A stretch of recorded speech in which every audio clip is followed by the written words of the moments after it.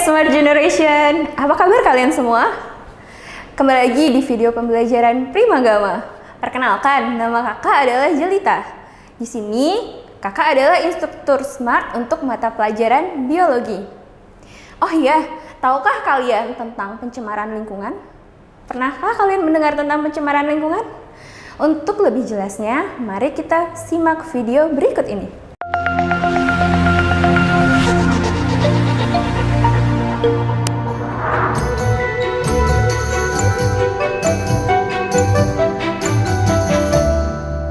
Nah, adik-adik, apakah kalian menjumpai fenomena pencemaran lingkungan di sekitar tempat tinggal kalian? Sekarang kita simak gambar berikut ini. Nah, pernahkah kalian menjumpai secara nyata fenomena di bawah ini? Di situ terdapat gambar tentang botol minuman bekas dan juga gambar pencemaran udara akibat aktivitas industri. Pernahkah kalian melihat? Tentu saja pernah, karena kita selalu berhubungan dengan hal-hal yang berhubungan dengan pencemaran lingkungan.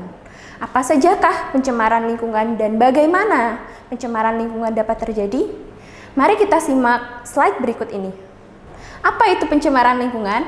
Pencemaran lingkungan adalah masuk atau dimasukkannya zat, energi, atau komponen lain ke dalam lingkungan yang dinamakan dengan polutan. Jika polutan itu telah mencapai ambang batas yang sudah tidak bisa ditolerir oleh lingkungan, maka terjadilah pencemaran. Nah, adik-adik bisa simak gambar yang ada di dalam video ini. Ada gambar pencemaran air dan pencemaran udara. Terlihat di situ bahwa di dalam badan air terdapat sampah-sampah yang menumpuk. Bagaimana itu terjadi ya? Nah, ada juga gambar tentang kebakaran hutan. Kebakaran hutan akan menyebabkan polusi udara dan akan merusak kualitas lingkungan hidup. Nah, menurut kalian, apakah pencemaran lingkungan itu dapat disebabkan oleh aktivitas manusia? Mari kita simak.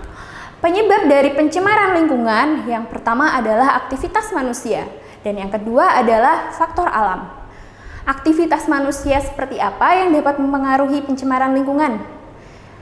Seperti contohnya asap kendaraan bermotor yang dilakukan oleh manusia. Yang kedua adalah limbah pabrik dan juga limbah-limbah industri lain. Untuk faktor alam bisa disebabkan karena erupsi gunung membawa debu-debu vulkanik yang akan menyebabkan pencemaran udara. Selanjutnya, kakak akan menjelaskan tentang macam-macam pencemaran lingkungan. Ada apa saja pencemaran lingkungan itu? Nah, untuk macam-macam pencemaran lingkungan, yang pertama adalah pencemaran air. Pencemaran air berarti masuknya limbah ke dalam badan air. Kita ketahui bahwa indikator air bersih adalah air yang tidak berbau, air yang tidak berwarna, air yang tidak berasa, dan air yang tidak mengandung mikroorganisme. Jika keempat indikator ini tidak terpenuhi, maka terjadilah pencemaran air. Pencemaran air dapat diakibatkan yang pertama adalah limbah rumah tangga, yang kedua adalah limbah industri, yang ketiga adalah limbah pertanian. Untuk limbah rumah tangga, pasti kalian tidak asing. Limbah rumah tangga adalah sisa-sisa sampah kemasan yang dihasilkan oleh rumah tangga. Yang kedua, limbah industri adalah limbah-limbah yang dihasilkan oleh aktivitas industri yang dibuang ke badan air dan akan membahayakan kualitas lingkungan air. Yang ketiga, pertanian. Limbah pertanian dapat berupa sisa-sisa pupuk yang dibuang ke perairan sehingga mengakibatkan fenomena eutrofikasi, yaitu penutupan permukaan perairan oleh alga atau kita sebut dengan blooming alga.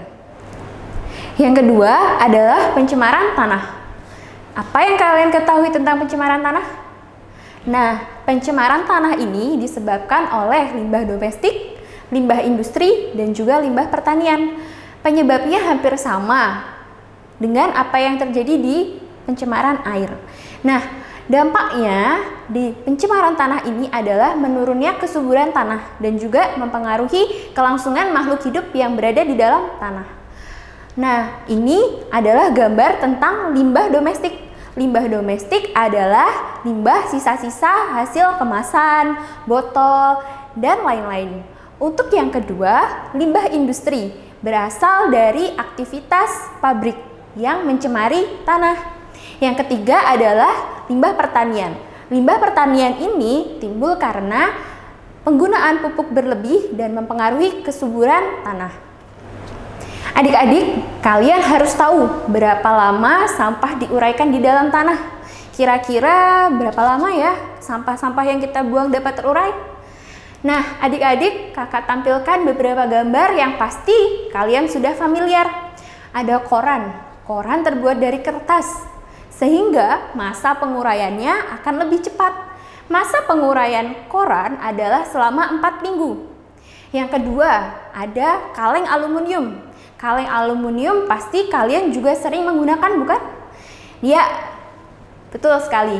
Kaleng aluminium biasanya kita gunakan untuk botol minum, untuk botol sarden, kaleng sarden, begitu bukan?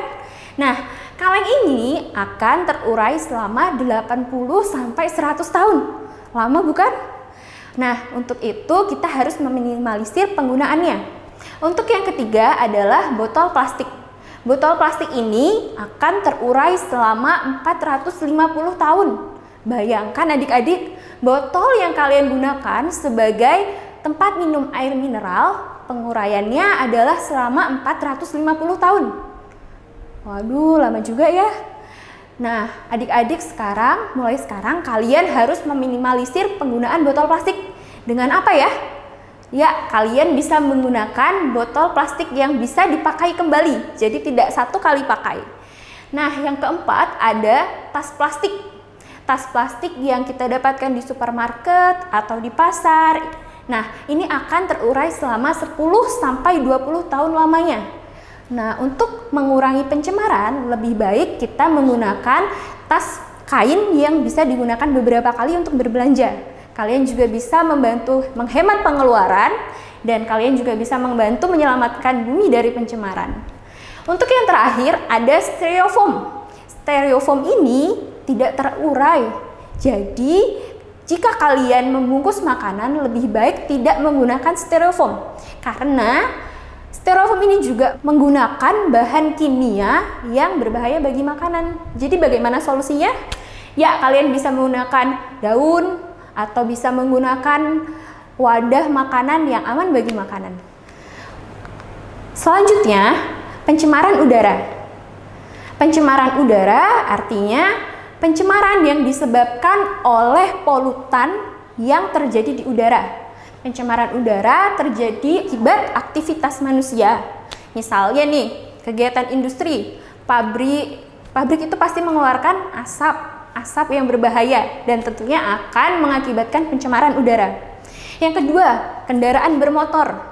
Kalian pasti sering kan melihat kendaraan bermotor dengan asap yang mengepul hitam, ya kan? Nah, itu akan berbahaya bagi kesehatan dan juga bagi lingkungan. Lalu ada lagi kebakaran hutan. Pasti adik-adik pernah mendengar tentang kebakaran hutan? Nah, asap kebakaran hutan ini dapat mengakibatkan pencemaran lingkungan. Lalu ada lagi seperti bahan kimia yang mengandung CFC. Bahan kimia yang mengandung CFC ini akan membahayakan lapisan ozon bumi kita. Nah, bagaimana ya kita menanggulangi pencemaran udara? Nah, adik-adik bisa memulai dari sekarang untuk mengurangi penggunaan kendaraan bermotor. Misalnya, adik-adik pergi ke suatu tempat yang lebih dekat. Nah, kalian bisa berjalan kaki. Selain kalian sehat, dan kita bisa mengurangi pencemaran udara. Lalu, ada lagi pencemaran udara yang disebabkan oleh aktivitas faktor alam. Yang pertama adalah erupsi gunung dan juga ada gas metana yang dihasilkan oleh hewan ternak.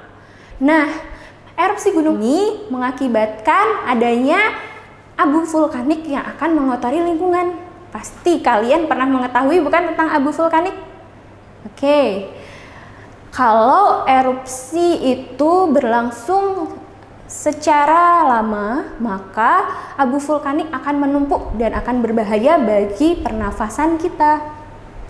Selanjutnya, Apa ya yang akan terjadi dengan bumi kita jika pencemaran ini terus berlangsung?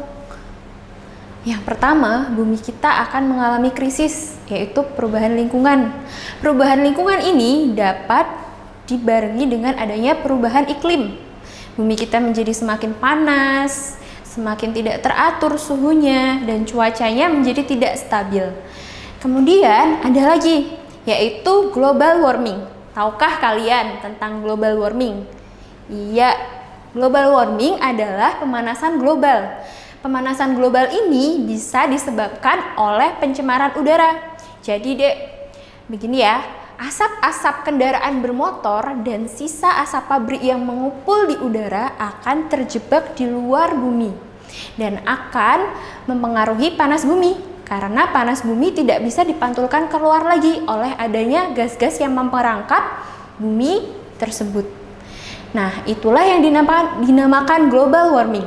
Global warming ini bisa ditandai dengan mencairnya glacier di kutub utara dan juga naiknya permukaan air laut, sehingga mengakibatkan banyak perubahan iklim terjadi di bumi kita.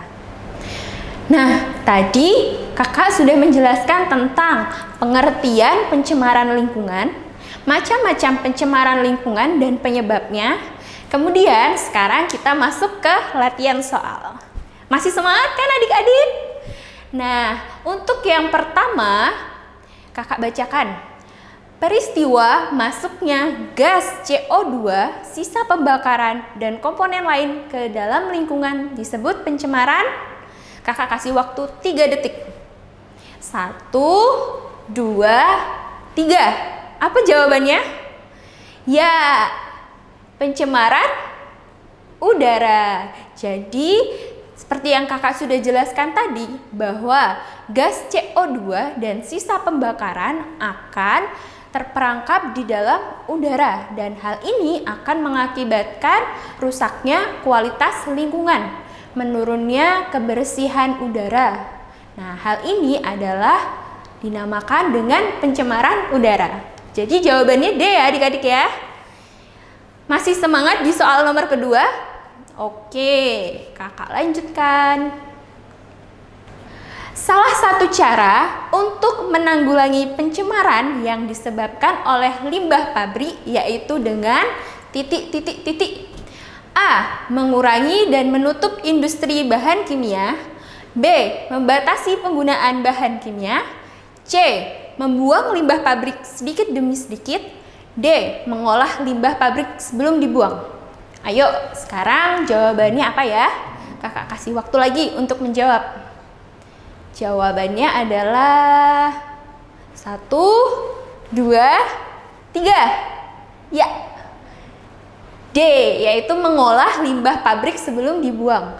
Nah, tadi adalah salah satu cara untuk menanggulangi pencemaran lingkungan.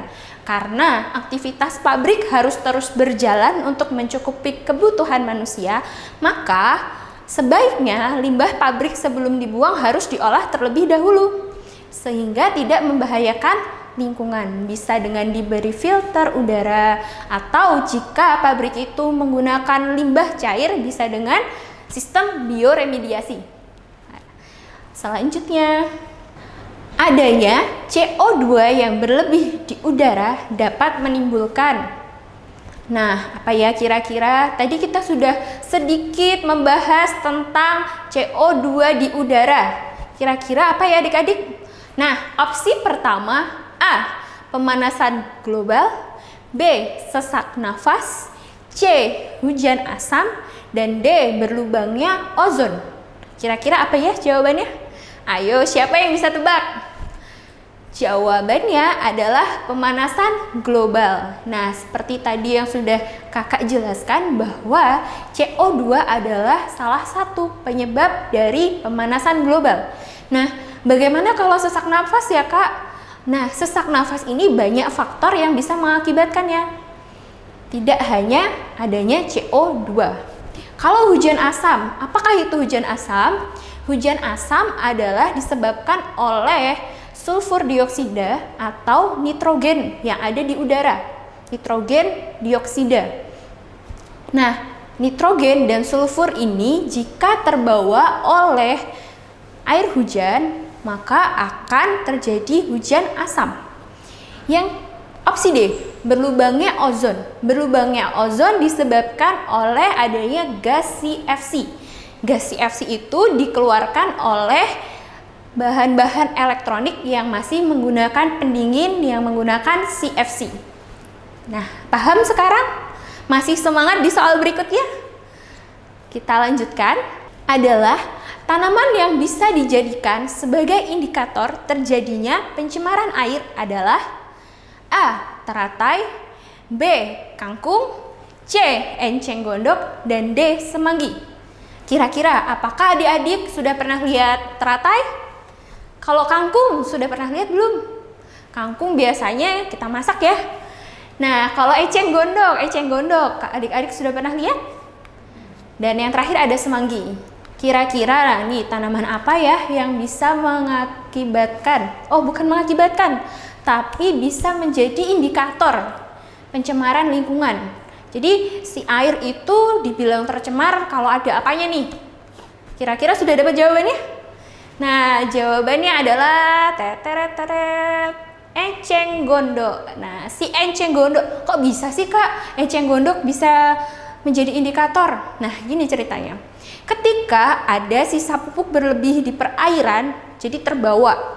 Ada Pak Tani memupuk tanamannya, kemudian irigasinya terbawa sampai ke perairan yang lebih besar, seperti danau, rawa, sungai. Nah, sisa pupuk ini akan menumpuk akhirnya dan mengakibatkan tingginya kadar nutrisi di dalam perairan. Nah, kadar nutrisi ini akan mengakibatkan tumbuhnya enceng gondok yang berlebihan. Enceng gondok akan memenuhi seluruh wilayah perairan, ditutup semua perairannya, sehingga perairan terlihat hijau seperti lapangan bola, padahal bawahnya air. Adik-adik pernah tahu gambarnya? Nah, hal ini akan merugikan. Loh, kenapa merugikan Kak? Kan bagus hijau. Merugikannya adalah karena sinar matahari tidak bisa menembus ke dalam perairan. Yang terjadi adalah organisme-organisme di bawah perairan ini akan mati, kekurangan oksigen. Begitu ya ceritanya adik-adik. Jadi eceng gondok sebagai indikator pencemaran air. Soal selanjutnya, bioremediasi adalah penggunaan mikroorganisme untuk membersihkan pencemaran yang disebabkan oleh A. Limbah minyak, B. Limbah rumah tangga, C.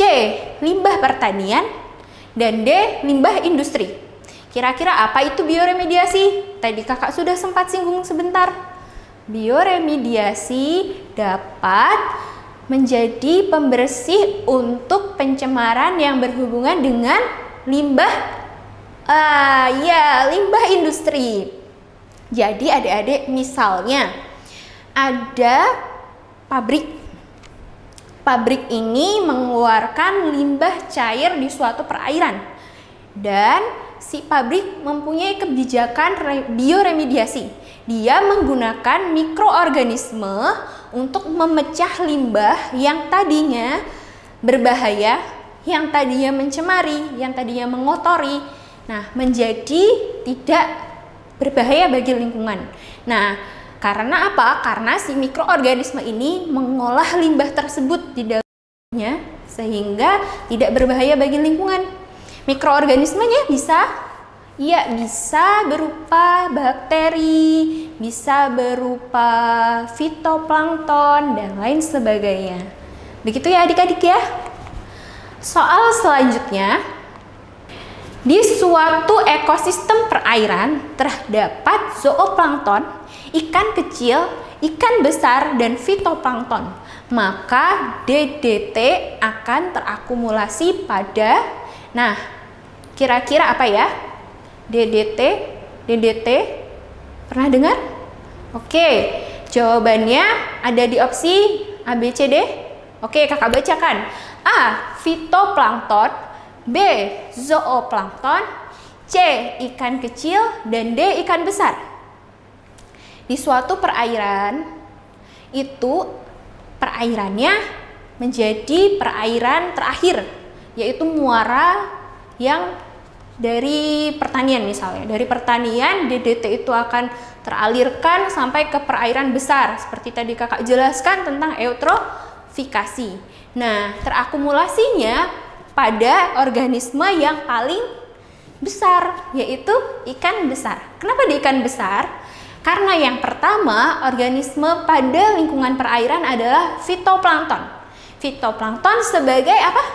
Produsen di ekosistem perairan. Fitoplankton akan dimakan oleh zooplankton. Kemudian zooplankton akan dimakan oleh ikan kecil dan ikan kecil akan dimakan oleh ikan besar. Jadi akumulasinya akan paling banyak terdapat di ikan besar. Betul sekali. Kakak mau tanya nih, dari awal tadi sampai soal yang sekarang, siapa yang menjawab benar semua? Ya, adik-adik anak Indonesia semuanya cerdas dan bersemangat. Soal selanjutnya, dampak yang timbul jika kita menggunakan gas CFC pada kulkas, spray, dan AC adalah titik-titik-titik. A. Efek rumah kaca. B. Pencemaran udara di lingkungan sekitar perumahan. C. Pencemaran udara di dalam rumah. D. Yaitu meningkatkan kadar bahan pencemar. Ayo, sekarang kita coba adik-adik menjawab. Ini adalah salah satu pencemaran apa ya? Tanah, atau air, atau udara? Ya, ini adalah salah satu contoh dari pencemaran udara. Gas CFC ini akan mengakibatkan, ya jawabannya adalah meningkatnya kadar bahan pencemar di udara. Nah, ini adalah salah satu contoh pencemaran udara. Karena gas CFC ini berbahaya, Dek. Berbahaya apa?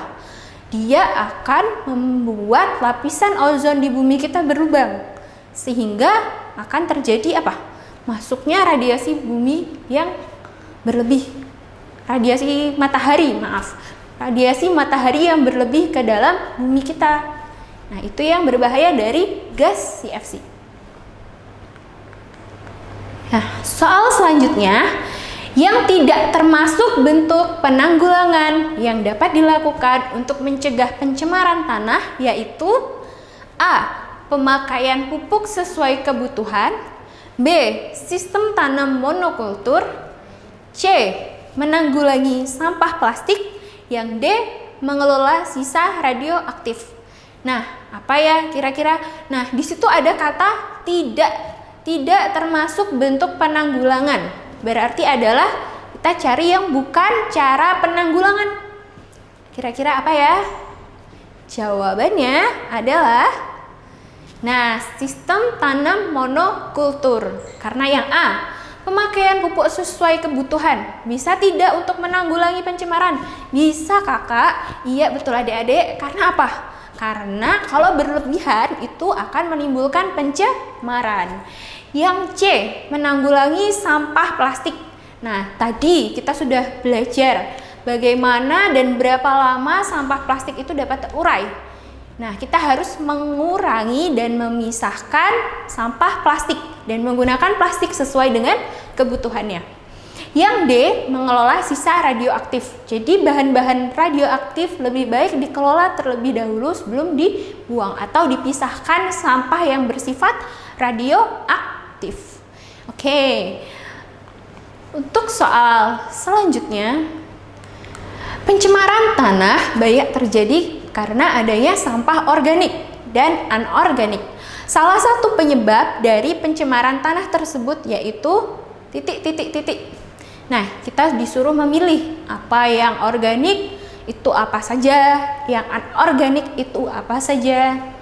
Yang A, organik yaitu kaca, kertas, dan besi. B, anorganik yaitu kaca, plastik, dan besi juga. Dan C, anorganik, daun, plastik, dan besi. D, organik, daun, kaca, dan sisa makanan. Kira-kira yang mana ya jawabannya ya? Sudah? Ya, jawabannya adalah B, anorganik, yaitu kaca, plastik, dan besi. Anorganik dan organik. Organik adalah bahan yang terbuat dari sisa makhluk hidup. Sedangkan yang anorganik adalah bahan yang terbuat dari benda yang bukan makhluk hidup. Sekarang kita lihat. A. Organik, kaca, kertas, dan besi. Tentu bukan ya. Sehingga jawabannya mereka adalah termasuk ke dalam anorganik. Kenapa yang C juga salah? Karena ada daun. Daun terbuat dari makhluk hidup. Yang D. Organik, daun, kan ada daun. Oke, boleh. Tetapi ada kaca dan sisa makanan. Oh, sisa makanan itu organik. Yang bukan adalah kacanya. Sehingga jawabannya B. Oke, dapat diterima adik-adik? Nah, adik-adik, tadi kita sudah belajar bersama tentang materi pencemaran lingkungan. Dan kita sudah membahas soal-soal yang berkaitan dengan pencemaran lingkungan. Adik-adik sudah paham bukan? Oke, kalau begitu kita sudahi sesi belajar pada hari ini. Semoga adik-adik tetap selalu semangat dalam belajar, tetap sehat. Oh iya, jangan lupa untuk subscribe channel Primagama dan nyalakan loncengnya untuk tahu update video terbaru kita. Oke? Untuk itu kakak mohon undur diri, sampai jumpa lagi dan salam Primagama. Primagama siap, Primagama smart dan terdepan dalam prestasi.